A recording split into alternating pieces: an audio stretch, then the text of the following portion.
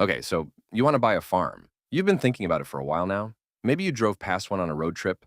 The rolling green, the red barn, the golden wheat bending in the wind like it was choreographed. Maybe you saw a listing online. 500 acres in Iowa, good soil, decent outbuildings, and a price that seemed almost reasonable compared to your two-bedroom apartment in a city you're not even sure you like anymore. You picture yourself out there in the morning, coffee on the porch, the dog at your feet, rows of corn or soybeans stretching to the tree line. The tractor parked and paid for, the harvest coming in, the check arriving. You against the land the way it was always supposed to be. That's the picture. That's what the listing sells you. That's what the Instagram account with 80,000 followers and a drone camera sells you.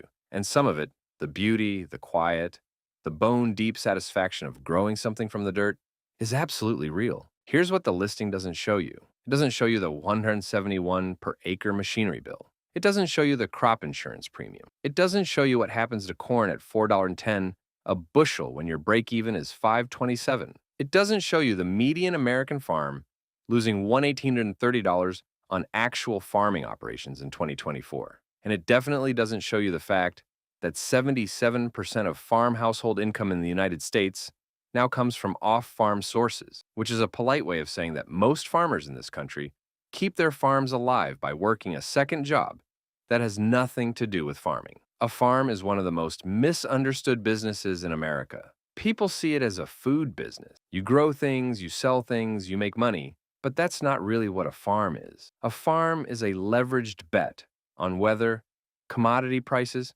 government policy, and land appreciation. That happens to produce food as a byproduct. The crop is not the product. The crop is the carrying cost. The land is the product. And understanding that distinction is the difference between someone who builds generational wealth on 1,500 acres and someone who loses everything their grandparents built in a single bad decade.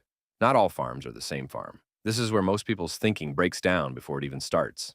They hear farm and they picture one thing, but a 200-acre organic vegetable operation selling at farmers markets in Vermont is not the same business as a 5,000-acre corn and soybean operation in central Illinois. A dairy farm in Wisconsin is not the same business as a pecan orchard in Georgia. A cattle ranch in Montana, which we've covered separately, is not the same business as a rice paddy in Arkansas or a greenhouse tomato operation in Ohio. You've got row crop farms, corn, soybeans, wheat, cotton, which is what most people mean when they say farm. You've got specialty crop farms, fruits, vegetables, nuts, which have higher per acre revenue, but dramatically higher labor costs and spoilage risk. You've got livestock operations, dairy, poultry, hog, which are really more like factory management than farming in the romantic sense. You've got mixed operations that combine two or three of these. And then you've got the increasingly common lifestyle or hobby farm, which the USDA counts as a farm if it sells more than $1,000 in agricultural products a year, and which pulls the national averages in directions that can be deeply misleading. These are not the same business. They share a mailbox and a property tax classification, but they have almost nothing in common financially. For the purposes of this script, we're going to focus on the most common version, the mid-sized row crop farm. Think 1,000 to 2,500 acres, corn and soybeans, somewhere in the Midwest. This is the farm that employs the most people, feeds the most supply chains, takes the most loans, and, for better or worse, defines what American agriculture actually looks like at scale. Let's talk about what it costs to get in. The headline number is the land. In 2025, the average value of U.S. farm real estate was $4,350 per acre. That sounds manageable until you realize that's the average, and averages in farmland are about as useful as the average temperature on Earth. The number that matters is where you're buying. Cropland, the kind you actually plant on, averaged $5,230 per acre nationally. In the Corn Belt, it was $8,940. In Iowa, the most productive farmland state in the country, top-quality cropland broke $10,000 per acre for the first time in 2025. In Indiana, Purdue's survey put top-quality farmland at $14,826 per acre. So let's do the math on a 1,500-acre operation in decent Corn Belt territory. At $8,940 per acre, that's $13.4 million just for the dirt. And that's the dirt with nothing on it. No buildings, no grain bins, no drainage tile, no fencing, just soil. Now you need equipment. A single new combine harvester, the machine that does most of the actual work at harvest, runs $400,000 to over $1,000. A mid-range model, Something like a John Deere S780 costs between $550,000 and $650,000. And a combine is not a tractor. You still need the tractor. Multiple tractors, in fact. You need a planter, you need a sprayer, you need a grain cart, a semi-truck or two for hauling, tillage equipment, and a workshop full of parts. Because when something breaks during planting season, and it will break during planting season, you can't wait 3 weeks for a technician. A realistic equipment package for a 2,500-acre row crop operation is $1.5 million to $2.5 million. And that's if you're buying a mix of new and used. Then there are the outbuildings. Grain storage alone, the bins where you hold your harvest to sell when prices are better, can run $2 to $4 per bushel of capacity. A 1,500-acre farm producing 180 bushels of corn per acre needs meaningful storage. Call it $200,000 to $500,000 for bins, plus drying equipment, plus the concrete pads underneath them. Add a machine shed, a shop, and basic infrastructure, and you're looking at another $300,000 to $600,000. Before you've planted a single seed, before you've made a single dollar, you've spent somewhere between $15.5 million and $17 million, and let that land for a moment. That is the entry price for a mid-sized farm in a good part of the country. Not a ranch in Wyoming, not a vineyard in Napa, a corn and soybean farm in Indiana or Iowa, $15 to $17 million. And here's the part that catches people off guard. Most of that money is not earning you a return from farming. It's earning you a return from owning the land. But we'll get to that. Let's talk about where the money actually comes from. The obvious answer is, you grow corn, you sell corn. You grow soybeans, you sell soybeans. And yes, that's technically true. But the revenue per acre from actually growing the crop is far thinner than most people imagine. In 2025, corn was projected at about $4.10 per bushel. A good corn yield on average productivity soil in the Midwest is around 188 bushels per acre. That gives you roughly $770 in gross revenue per acre. Soybeans at 10 nors a bushel and 52 bushels per acre give you about $520. A 50-50 corn-soybean rotation across 1,500 acres gives you something like $500 in total gross revenue.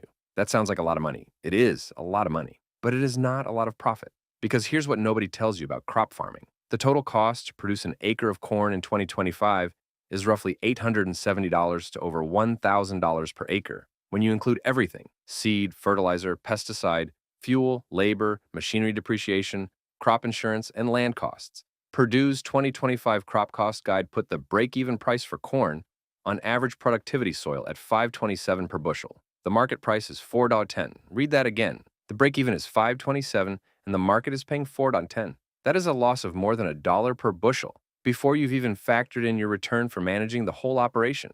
According to Michigan Farm News, national profitability per acre was projected at negative $169 to $31 for corn, negative $114.15 for soybeans, and negative $111.64 for wheat. These are not cherry-picked disaster numbers. These are national averages for the most commonly grown crops in America in a year without a major drought or flood. So where does the money actually come from? It comes from 4 places that have nothing to do with the romantic idea of selling your harvest. First, government payments. In 2025, direct government payments to U.S. farmers were projected at $40.5 billion, a $30.4 billion increase from 2024. That is not a typo. $40 billion in government checks. This includes the Emergency Commodity Assistance Program, the Supplemental Disaster Relief Program, conservation payments, and the traditional Farm Bill commodity programs. Without these payments, the 2025 net farm income forecast would be an entirely different number. The USDA forecasts net farm income at $179.8 billion for 2025,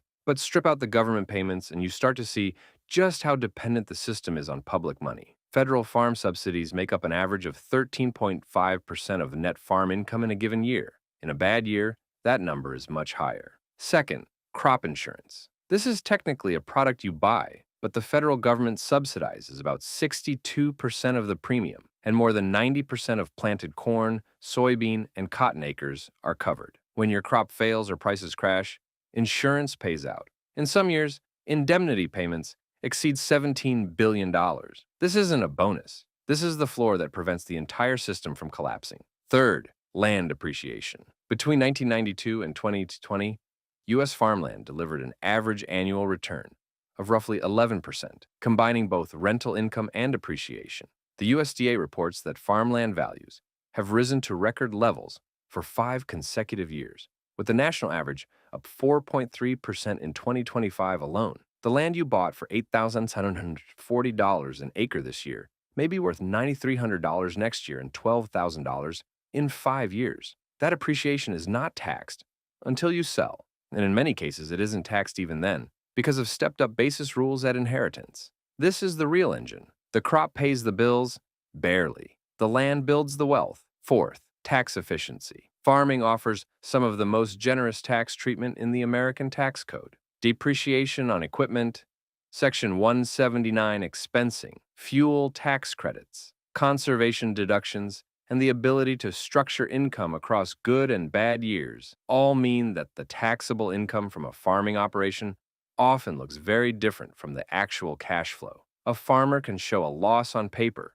while building equity in the land underneath. This is not an accident. It is the structural advantage of the business. Here's the part that breaks the fantasy. Let's talk about the bills that never stop. Fertilizer runs about $162 per acre for corn. Seed is $126 per acre. Chemical costs, herbicides, pesticides, fungicides, add another $53 to $140 per acre, depending on what you're growing and what the fields need that year. Fuel and energy run $20 to $50 per hour on a combine, and harvest can take weeks. Crop insurance premiums cost you money, even though the government picks up most of the tab. Interest on operating loans, the money you borrow every spring to buy inputs before you've sold anything, ran $24.5 billion across the sector in a recent year. Labor adds $27,550 per average farm operation. Machinery costs have increased 25% since 2021, from $136 per acre to $171 per acre. And here's the temporal mismatch that defines every farming operation. You pay for all of this between March and October. You don't get paid until after harvest, which might be November or December, or, if you're smart and patient and have the storage, the following spring or summer when prices might be better. Every input dollar goes out months before a single revenue dollar comes in.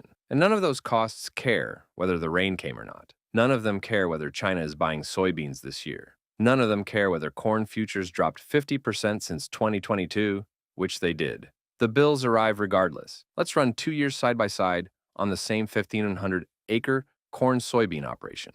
Good year, corn yields hit 200 bushels per acre. Prices hold at $4.80. Not a boom, but decent. Soybeans come in at 55 bushels and $11.50 a bushel. The weather cooperates, you don't need to replant. Equipment holds together. Government payments come through. Your gross revenue is about $1.14 million. Your total costs, land, inputs, machinery, labor, insurance, interest, come in around $1.5 million. Your net profit is about $90,000. On a $16 million operation, you've earned a return of about 0.6% from farming, but your land appreciated 4%, which added roughly $535,000 in equity. The land did the work. The farming just kept the land productive. Bad year. A dry spell cuts corn yields to 155 bushels per acre. Prices dropped to $3.80 because everybody else in the Midwest had a good year. And there's a glut. Soybeans come in at 44 bushels and $9.20 a bushel because China imposed new tariffs. You spent $18,000 on a tractor repair you didn't budget for. Crop insurance kicks in, but the deductible means you eat the first 25% of the loss. Government payments are delayed. Your gross revenue is $785,000. Your costs are still $1.02 million because costs don't flex down the way revenue does. Your net loss is $235,000. The gap between those two scenarios is $325,000. And the cause, the weather, the commodity price, the trade policy, is entirely outside your control. You did everything right both years. You planted on time. You sprayed when you should have. You managed your inputs carefully. The difference is that the sky gave you rain in one year and didn't in the other. That the market paid $4.80 in one year and $3.80 in the other. These are not extraordinary swings. This is what normal volatility looks like in row crop farming. And it's why the USDA data shows that the median American farm household lost money on farming in every single year from 2022 to 2024. Let's talk about what actually happened. In the 1970s, American farm policy encouraged expansion. Interest rates were low. Land prices were climbing. The government was telling farmers to plant fence row to fence row to feed a growing export market. Iowa farmers, sitting on some of the richest soil on the planet, borrowed heavily to buy more land and bigger equipment. Land prices soared. A generation of farmers leveraged everything they had against the assumption that prices would keep going up. Then, the Federal Reserve raised interest rates to combat inflation. Land values collapsed. In Iowa, farmland lost 60% of its value between 1981 and 1986. Let that land for a moment. 60%. A farm worth $2 million was suddenly worth $800,000, but the farmer still owed $1.6 million on the loan. About a third of Iowa's farmers found themselves in serious economic trouble. Foreclosures swept across the Midwest like a second Dust Bowl.